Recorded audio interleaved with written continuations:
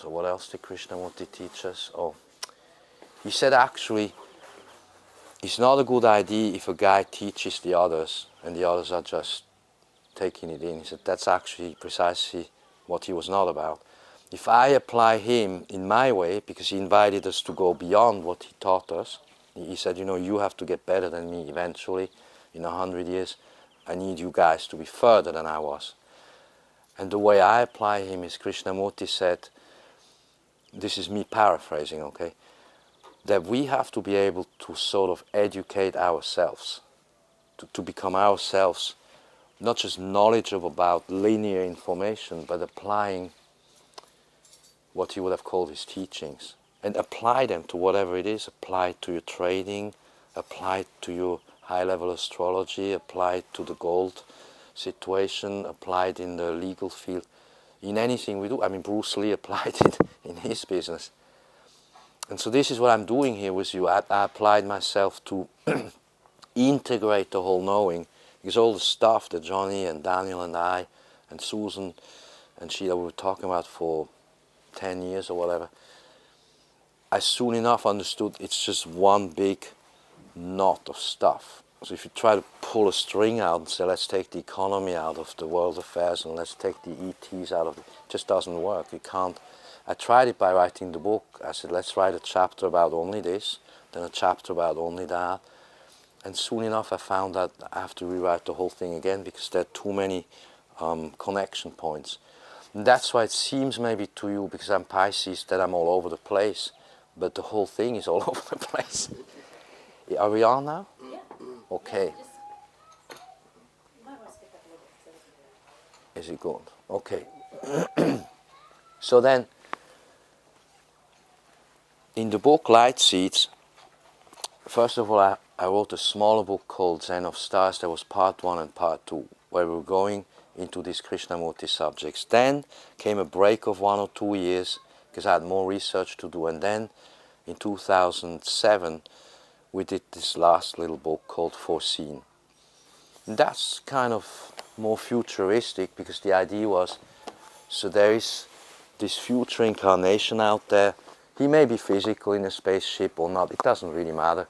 It's something out there. And he talks back to this guy here, or to this guy there, or to this lady there, into his other incarnation. So usually we think like, okay, I understood I had a past life with the German scientists where we were doing the V2 rockets and stuff.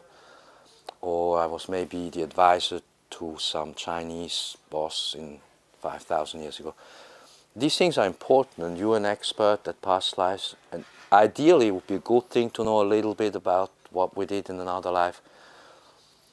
And that's a good approach. It's maybe not as relevant as understanding that that past life, many past lives, and this life here in this room, each of you, and the future life, which you may have one day, another life, that all that is one string of energy, and it's all the same life. It's all the same. That's what I wanted to share to start. Does that make sense? Is that acceptable? Or is it out there? Okay, good. That's what Foreseen is about. That's what my whole book is and stuff. But because I know most of you have never actually seen my books, because we're all new to each other, most of us are new, I had to mention this. So now we can go into some questions we had. There's so many issues that we're going to try to do in a very fast run in these next 2 hours. I believe we got stuck a little bit yesterday on the issue about why the aliens, or how the aliens, or are the aliens. So let's forget it all, and let's just say that we know from at least the Egyptians, we also know from the Atlanteans, from the Sumerians, we just know that there were interactions for many, many thousands and hundreds of thousands of years. We don't exactly know when humanity began. We just don't know for sure. Let's just agree we don't know. That's cool. There's some who say they know, and they can just, let's set this aside, but accept that this beautiful blue jewel is a super important space in this universe. It's really important in this galaxy and on the whole thing. And it is situated, believe it or not, doesn't matter, it's situated on a rather important trading route. if we would think of this as a gas station in the middle of a huge highway, the galactic, whatever. And some races sometimes need to stop here and then move on. And they trade, they bring stuff from out there to some other place, and they travel interdimensionally. They don't like float in some ship. Not all of them, some do, but others are intergalactic. So while this morning my British friends and I were playing Michael Schumacher, we were actually talking about this stuff while we were driving too fast.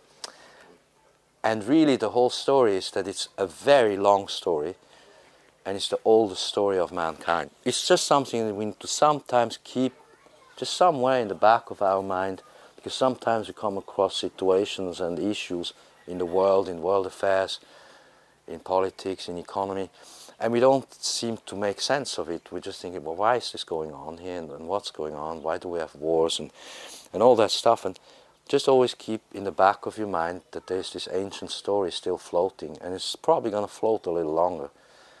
But there comes a point where some really positive forces are suggesting to us that we were them. They are us in the future, in their future, something of that sort. And they're saying, please, let's accelerate, you guys. So this is where we got off a bit towards the end of our yesterday talk.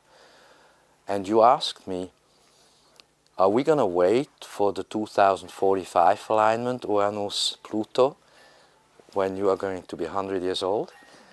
Or can we actually accelerate? Can we accelerate at least ourselves and maybe all of mankind? And I said immediately, absolutely, after we're done with this meeting, we can consider ourselves accelerated at personal level.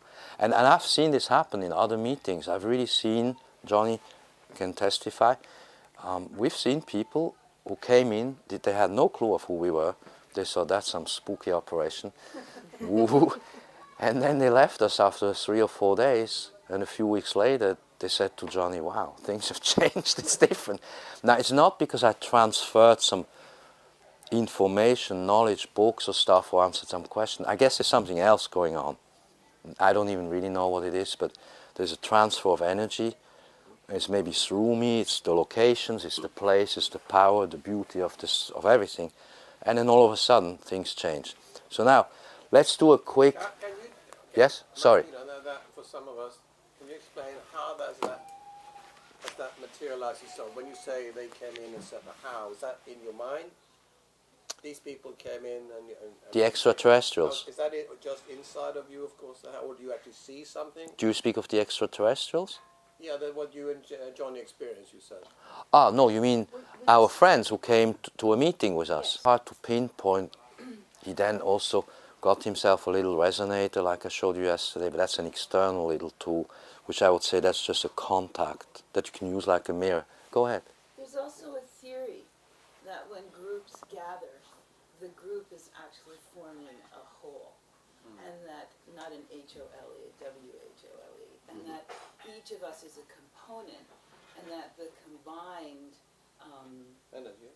energy of the group accelerates different pieces in the individuals. That's very well said. That helps too. That helps. A bit like meditation in a group. Yes. Yeah. But it's a very active, both linear, mental, or maybe even genetic. Something changes. I can speak for Johnny. I haven't seen Johnny in what now, a year about, and he's seen me not for 1 year. But anyway, long story short, we're physically changed, Johnny and I. We're physically become healthy. We were still having, you know, a few internal physical issues, and we have, like, all of a sudden transformed. And you know, I know that I've gotten like a little... Not the smoking part, right? Yeah. Smoking and the drinking. But other than that, no problem. Really healthy. Everyone. Yeah? Everyone is changing everyone. Yes, yes, well said. Everyone is changing everyone. It's all of us. Yes. Okay, so that was that subject, and so now we're done with it. That was the introduction to sum up yesterday, summing up. Then we had the phenomenal, most phenomenal gold discussion. And in that gold discussion, and this is where we're coming to you, Antonia.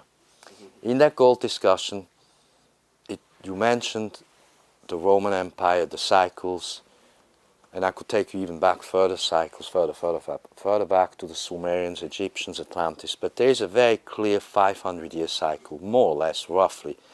You know, we can be very precise, or we can be just to remember things easy. Every 500 years, there comes together an astrological alignment between Uranus, Neptune, and Pluto. Those are the outer planets, far away out there.